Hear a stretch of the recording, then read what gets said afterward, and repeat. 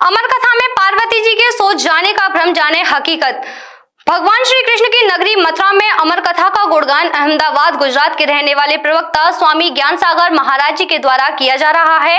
इस अमर कथा को सुनने के लिए आसपास के श्रद्धालु भारी संख्या में औरंगाबाद क्षेत्र के रामलीला ग्राउंड में बनाए गए पंडाल में पहुंच रहे हैं और स्वामी ज्ञान सागर महाराज के उन प्रवचनों को सुन रहे हैं जब माता पार्वती अमर कथा सुनते हुए क्यों सो गई। भगवान शिव की अमर कथा सुन रहे श्रद्धालु कथा लीन हो गए हैं और वह थिरकते हुए नजर आए। स्वामी ज्ञान सागर महाराज ने बताया कि मथुरा की पावन भूमि पर जो अमर कथा आयोजित की जा रही है, इसका उद्देश्य है कि सनातन धर्म के साथ साथ वैज्ञानिक तथ्यों को लोगों को समझाएं। इसलिए इस पावन भूमि पर अमर कथा की जा रही है क्योंकि लोग धर्म को जानने के बावजूद अधर्म की ओर जा रहे हैं। कथा प्रवक्ता द्वारा यह भी बताया गया कि लोगों में भ्रम है कि अमर कथा सुनने के दौरान पार्वती जी सो गई थी, जबकि पार्वती जी सोई नहीं थी, वह कथा में खो गई थी और इसी अमर कथा से सभी कथाओं का जन्म हुआ और सबसे पहली कथा अमर कथा ही है। इसीलिए भगवान योगीराज नगरी में अमर कथा का गुणगान किया जा रहा है। मथुरा की पावन भूमि पर जो अमर कथा की जा रही है, इसका उद्देश्य सब इतना है कि सनातन धर्म का वैज्ञानिक तत्व लोगों तक पहुँचे और जो व्यर्थ में लोग अधर्म की तरफ जा रहे हैं, धर्म में होते हुए भी धर्म को बिना जाने अधर्म की तरफ जाने, अपने धर्म को जाने और धर्म पर गर्व करें। आज तक जो जाना नहीं गया वो जहाँ जन्माया जा रहा है, योग साधनाओं के द्वारा उनको बताया जा रहा है। सुबह योग साधना भी हो रही है। अभी सारे भ्रम तोड़े जा रहे हैं। अमर कथा का एक ही भ्रम है कि कहते हैं कि पार्वती जी सो गई थी, जबकि वो सोने गई थी, कथा में खो गई थी। वो कथा में से ही, ये अमर कथा में से ही सारे ग्रंथों का जन्म हुआ है। अमर कथा में से ही ये प्रथम कथा है जगत की। जो कथा कही गई है इसमें से रामायण भागवत सब सारे ग्रंथ वेद वेदांत सब इसी में से पैदा किए। इस अमर कथा का एक ही उद्देश्य है, जैसे शिव शक्ति ने साधना करके जीव का जो जन्म करवाया, जिसको आज तक हम नहीं जान पाए। कौन है वो जीव? सुखदेव जी।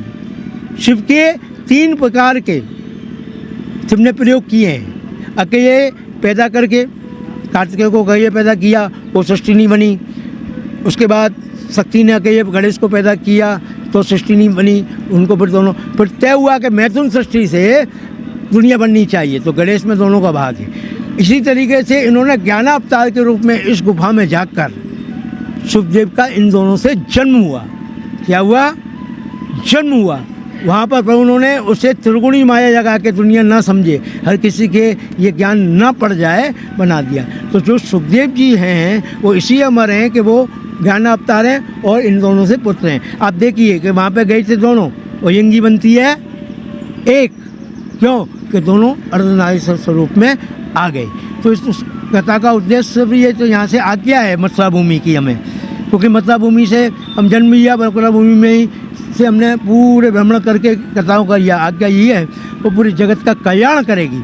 और किसी को भी, कोई भी व्यक्ति रामायण में भागवत में जो प्रश्न को नहीं समझ पा रहे वो समझ सकते हैं। ये उद्देश्य तो सब इतना ही है कि उठ जाग मुसाफिर भोर भई अब रहन कहाँ तू सोबत, जगाने का उद्देश्य है अमर कथा।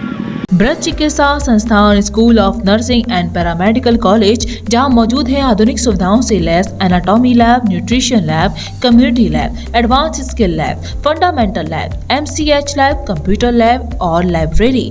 यहां के पाठ्यक्रमों में शामिल है BSc nursing, GNM, ANM, OTT, योग्यता 12वीं पास।